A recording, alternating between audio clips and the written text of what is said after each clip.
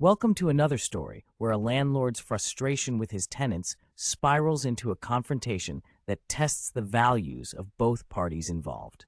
So my dad owns a house that he's been renting for some time now. The tenants that lived there were for the most part decent people who my dad thought were trustworthy. That all changed about 2 months into the tenancy when the tenant refused to pay the month's rent. My dad showed some leniency and gave them another month to pay up what was owed.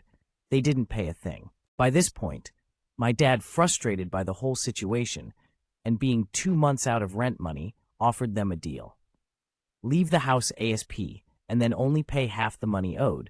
They countered with a different agreement. They would leave the house in a clean state with all of their furniture left behind as compensation. My dad, wanting to just be done with them, agreed. Cue to when my dad gets to the house, finding the place in a mess, with none of the furniture left behind, including the furniture that belonged to my dad in the first place. The 2 sofas that my dad owned were left behind, but they were trashed and left in the shed.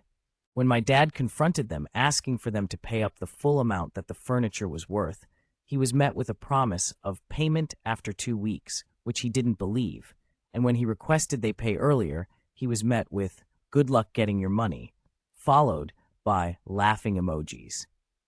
This made my dad angry, and he decided that he wasn't going to let this slide. My dad knew that the tenant was a Christian pastor of a church, and his son also had some job related to the church. My dad contacted the church and explained everything from how they hadn't paid him rent money to stealing the furniture and trashing the place.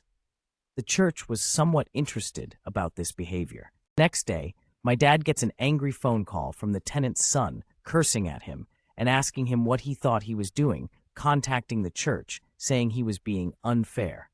My dad hung up on him only for him to attempt to ring 10 times after he hung up. From what we could piece together, the church had told the pastor that if he didn't settle things with my dad, him and his son would lose their jobs.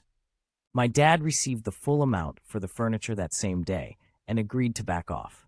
My dad later said it was never about the money, but the way this guy treated him and his values. My dad, being a Christian himself, was disappointed. This was our story of the day. If you liked this content, subscribe to our channel and like this video.